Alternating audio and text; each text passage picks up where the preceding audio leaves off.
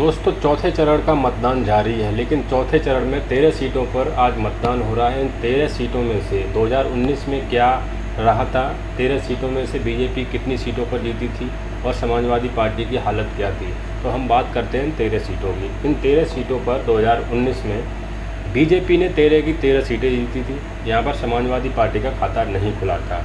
इस बार क्या है दोस्तों, इन 13 सीटों में से ये हम आज आपको बताएंगे। ये 13 सीटें जो दोस्तों हैं, इनमें से प्रमुख सीट इस बार 2024 में कन्नौज की सीट होने वाली है। कन्नौज पिछली बार मामूली से अंतर से डिम्पल यादव समाजवादी पार्टी की प्रत्याशी हार गई थी और बीजेपी के प्रत्याशी सुब्रत पाठक जीत गए थे।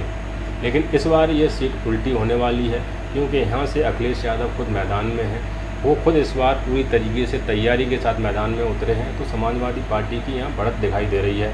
समाजवादी पार्टी के खाते में ये सीट जाती हुई दिखाई दे रही है। दूसरी सीट है दोस्तों बहराइच। बहराइच में भी समाजवादी पार्टी बहुत मजबूती के साथ है, बहुत अच्छा प्रत्याशी मैदान में उतारा है। बहराइच की सीट 99% समाजवादी पार्टी जीतेगी।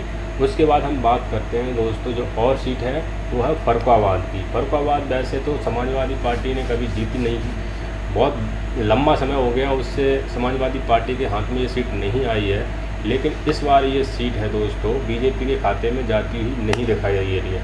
इस बार ये सीट समाजवादी पार्टी के प्रत्याशी नवल किशोर साक्य पूरी मजबूती से, जो समीकरण है वो भी उनके फेवर में है। तो ये 3 सीटें हो गई। और दोस्तों एक सीट है अकबरपुर कानपुर देहात की सीट। यहाँ से राजा रामपाल सीट लड़ रहे हैं और राजा रामपाल बहुत अच्छे अंतर से ये सीट जीतने वाले हैं। ये 4 सीटें, तो इस बार का जो आंकलन है वो 9-4 का होने वाला है। हो सकता है 9 सीटें बीजेपी निकाल ले, लेकिन 4 सीटें समाजवादी पार्टी के खाते में जाती हुई दिखाई दे रही हैं। ये सीधा सीधा सा आंकलन है दोस्तों। इस बार ये पूरा समाजवादी पार्टी के फेवर में है मैच, क्योंकि समाजवादी जहाँ खाता नहीं खोल पा रही थी वहाँ इस बार जीत रही है।